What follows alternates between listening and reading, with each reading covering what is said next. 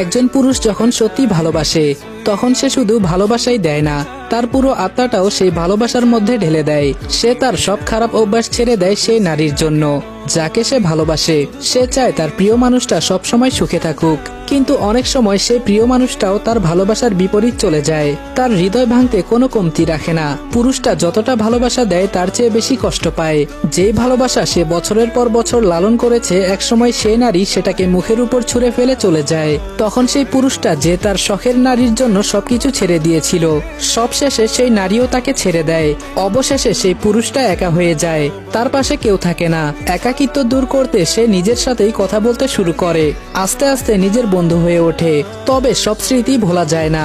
কিছু স্মৃতি এমন হয় যা হৃদয়ের গভীরে থাকে, আত্মার সাথে মিশে যায়। হয়তো সময়ের সাথে আমাদের দূরত্ব বেড়েছে, কথা বলা কমে গেছে, যোগাযোগের পথও বন্ধ হয়ে গেছে, তবুও আমার হৃদয়ের ডায়েরিতে তোমার নামটা আজও সজীব। মাঝে মাঝে ভাবি মানুষ কিভাবে এত সহজে কাউকে ভুলে যায়। আমি আজও তোমার হাসির শব্দ শুনতে পাই, তোমার প্রিয় গান শুনলে চোখ ভিজে যায় অজান্তে। তোমাকে ভুলে যাওয়া মানে নিজের একটা অংশ হারানো। এটা কখনোই সম্ভব নয়। পৃথিবী বদলাতে পারে, সময় বদলাতে পারে, আমি হয়তো একদিন বদলে যাব, কিন্তু তোমার জন্য আমার অনুভূতিগুলো কখনো বদলাবে না।